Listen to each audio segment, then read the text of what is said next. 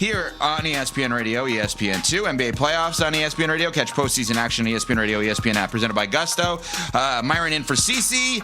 You hear Myron with Matt Jones, Matt and Myron, Sundays, 10 a.m. Eastern here on ESPN Radio. So, blowout win last night, or it kind of became a blowout win. Wasn't a blowout the whole way. Lakers were up early in this game and up at halftime. Third quarter goes in favor of Oklahoma City, 36-22. And Austin Reeves is 31. LeBron is 23. Thunder do what they do. We're balanced scoring all across the board, led by SGA, who still hasn't had like this dominant performance here with 22. Chet had 22. AJ Mitchell, who's starting for Jalen Williams, had 20. Jared McCain, no big deal, off the bench, sell high. Yeah, okay, Philadelphia. Yeah, you couldn't use him. And shout out to Blake Griffin. Last night on Prime, post-game, you know what he said? They had Jared McCain on, and Blake Griffin says to him, they didn't sell high enough. Oh, baby, let's go. Ridiculous. You love that. Oh, I loved that. But here's the storyline, the real storyline. JJ Redick post-game, head coach of the Lakers, had this to say on the lack of foul calls that LeBron James gets. LeBron has the worst whistle of any star player I've ever seen. I mean, I've been with him 2 years now. There's, again, the smaller guys, because they can be theatric, they typically draw more fouls, and the bigger players that are, built like LeBron, it's hard for them. But he gets clobbered, and he got clobbered again tonight a bunch. But that's not like a new thing. That's not specific to this crew or, this series. He gets fouled a lot. That doesn't happen. I mean, guy gets hit on the head more than any player I've seen on drives, and it rarely gets called. So I have never seen an eye roll like the one I just saw from one Michelle Smallman. Oh, why? I'm just kind of sick of the collective commentary about officiating. Yeah. Whether it's Jaylen Brown, JJ Redick, it's been a theme so far this postseason. Even Donovan Mitchell mentioned it. I don't like it, especially in the wake of a loss. And I know that that's when you're going to talk about it, right? We talked about saying things like this to influence the next game, or to say things like this to get your point of view across.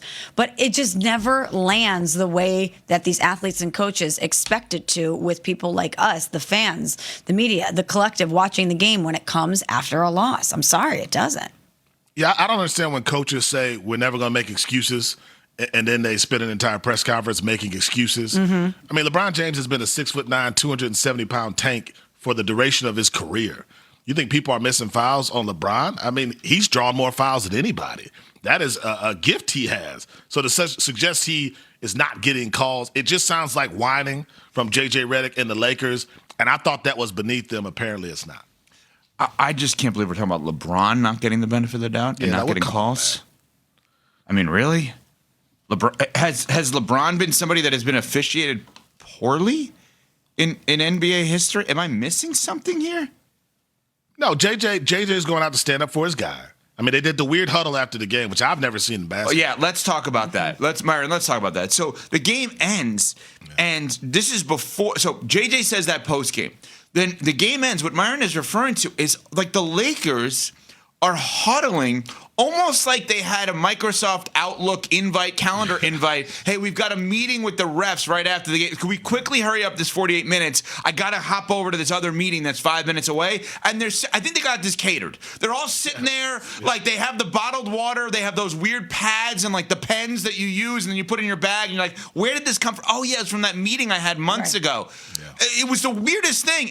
And post-game, Austin Reeves discussed the interaction that Myron was talking about, this meeting they had with the referees. I felt like I was respectful to all of them all night. I mean, there's a million times in the past I've said way worse stuff.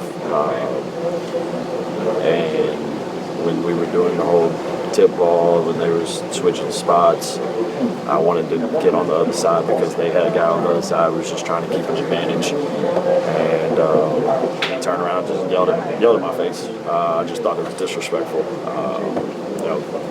The whole time that was going on over there, I don't think he said much to them. I think he stepped in and said something. But at the end of the day, we're grown men, and I just didn't feel like he needed to yell in my face like that. I told him that. I wasn't disrespectful.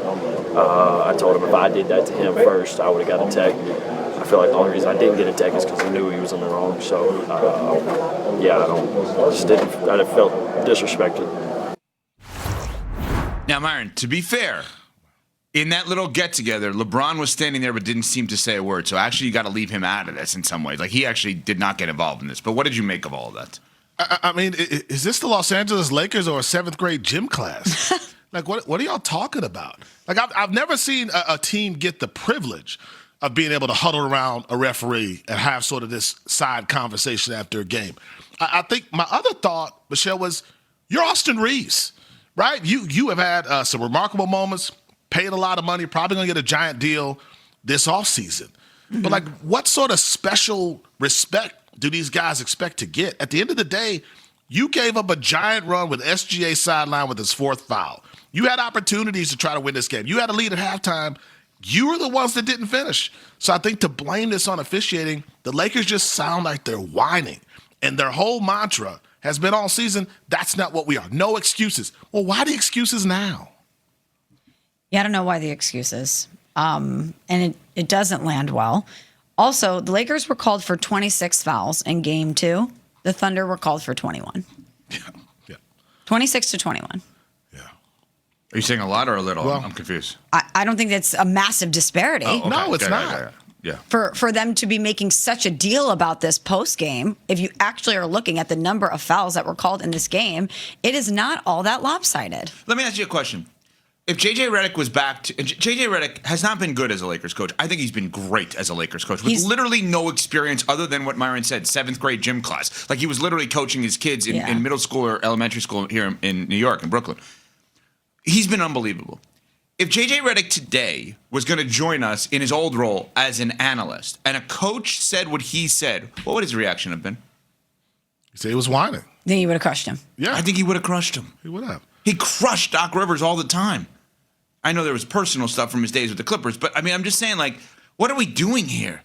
And the other part that's going to be bothersome to me is the NBA is going to shoot themselves in the foot if all of a sudden in Game 3 in LA on Saturday night, a game you'll hear right here on ESPN Radio, if every call goes to the Lakers, right, Myron, then you got a problem. Well, which I think that's what they're angling for, right? Like, to me, I don't think J.J. Redick was speaking on his own. I think that was LeBron giving him marching orders to go out and tell the public, hey, we didn't get the foul calls. LeBron's not getting the foul calls. They're trying to set the tone for Game 3. But I don't think that was why they lost. Like, you just got outplayed by a better team. Like, how come you didn't capitalize early in the second half with SGA out? SGA has 4 fouls, I think 86 seconds or 88 seconds into the second half, and you couldn't capitalize. Talk about the basketball, Michelle. That's my thing. Don't make this about foul calls. Tell me why you weren't able to compete after having a lead at halftime. That, to me, is the real conversation. Yes, but also they're going against the defending champs, a team that is so formidable, so deep that they really, based on what we have seen so far, does not feel like they have a chance. So why not try to influence the calls in Game 3? Truly, I mean, I know that we're sitting here saying it's grading, we're surprised, especially because it's the Lakers, especially because it's LeBron. But on the other side of the coin, they kind of need every little thing that they can get in Game 3 to even have a chance at this. Well, and JJ Redick gave them a little bit of advice post-game in terms of calling the fouls on the Oklahoma City Thunder. I sarcastically said the other day they were the most disruptive team without fouling. I mean, they have a few guys that foul on every possession, and all the good defenses do. SGA gets like I don't even know, a touch foul, I guess, on the drive. There was a stretch where 4 straight possessions, our guys got absolutely clobbered trying to make an entry pass to Jackson, and Jalen Williams is grabbing his jersey with both arms.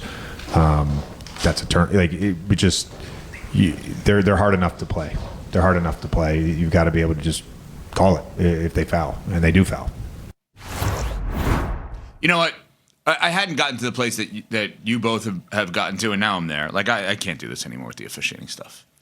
It's too much. Like, I like to talk about the basketball, obviously. We all do. I like to talk about the transactional stuff, the drama, right? Like, if this happens and that could happen, whatever. I don't want to talk about referees. I don't. I have no interest in talking about referees, Myron, and it's every damn post game that's just talking about referees. And not about the big run they gave up. And I'll keep saying it. SGA is on the bench with 4 fouls. That's Yeah, your moment. SGA to have hasn't a been lead. great here. Like, they've actually negated him a little bit. And Oklahoma City is so damn deep and so damn good that if you said to JJ Redick, hey, AJ Mitchell and Jared McCain, can you stop them? Yeah, we're good.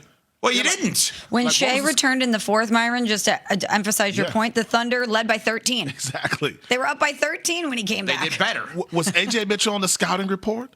Did you know Jared McCain could shoot? Like, to me, that's what I want to hear from JJ Redick.